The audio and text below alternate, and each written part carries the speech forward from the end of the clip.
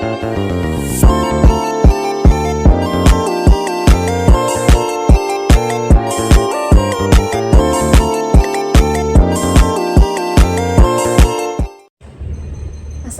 warahmatullahi wabarakatuh. Perkenalkan, nama saya Farah Diva, mahasiswa program studi PAI Rombel 2 semester 4 Universitas Al-Khairaat Palu.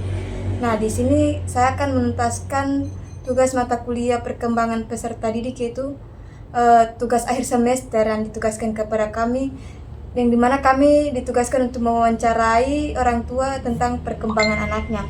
Nah, di sini saya dengan Kak Astria.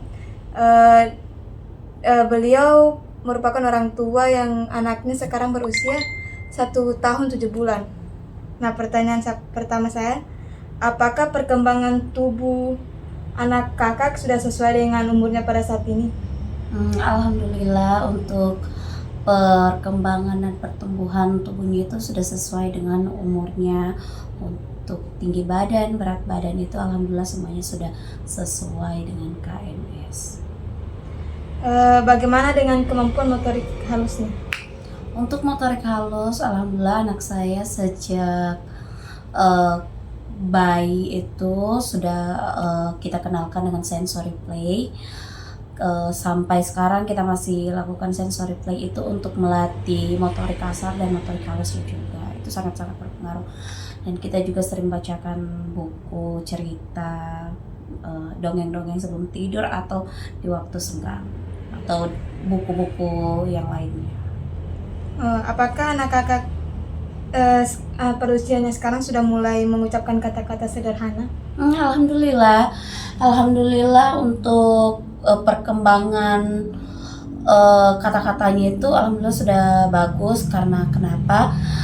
Dia sudah mulai menyebutkan nama orang-orang yang ada di sekitarnya, misal keluarga-keluarga dekat, tantenya itu sudah bisa dia sebutkan.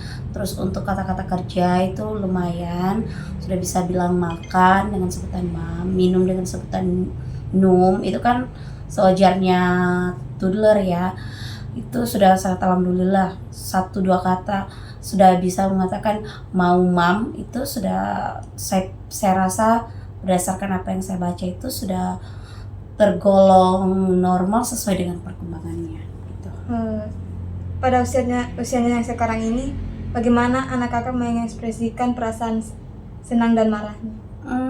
Seperti anak-anak biasanya, kalau dia senang itu ya tertawa, kalau dia marah. Tapi alhamdulillah anak saya sejauh ini tidak pernah marah sampai ke titik yang namanya titik tantrum. Itu alhamdulillah saya belum menemukan saat dia betul-betul yang namanya tantrum seperti seperti dari pengalaman saya, anak saya sebelumnya itu mengalami tantrum. Tapi ini yang ini kita batasi sugar, alias kita sugarless. Bahkan anak saya dari mulai awal empasi itu dia tidak mengonsumsi gula, tidak mengonsumsi garam. Jadi betul-betul itu makanannya dari real food saja. Sampai sekarang pun dia mengonsumsi gula kalau tidak dalam pandangan saya, atau misal dia sama neneknya atau sama orang lain gitu. Kalau masih di pandangan saya sama bapaknya itu alhamdulillah kita masih bisa kontrol, masih bisa membatasi. Jadi alhamdulillah untuk marahnya dia tidak terlalu gimana sih. Pertanyaan saya terakhir, menurut kakak hal apa yang paling penting dalam mendidik anak sejak dini? Hal yang paling penting dalam mendidik anak itu ya ilmu. Kenapa? Karena jika orang tuanya berilmu itu pasti kan dia sudah belajar bagaimana menjadi orang tua yang baik dan benar. Baik itu belum tentu benar kan. Jadi kan ada saatnya kita sebagai orang tua itu harus tegas, itu yang namanya benar kan. Kalau yang baik itu kalau dia makan makanan manis itu kan maksudnya kan ya menurut orang tidak apa-apa, baik, mendapat bagus saja karena itu kan makanan, bukan racun. Tapi kan yang benarnya kan anak-anak itu kan harus batasi untuk konsumsi gulanya atau ciki-cikiannya itu kan harus dibatasi. Jadi kita harus berilmu dulu. Kenapa kita harus banyak searching, banyak belajar lagi bagaimana menjadi orang tua yang baik dan benar. Itu menurut saya.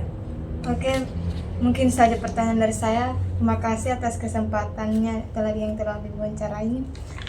Di sini saya bisa mengambil kesimpulan bahwa dalam mendidik anak kita harus mempunyai ilmu agar anak-anak itu terdidik dengan baik.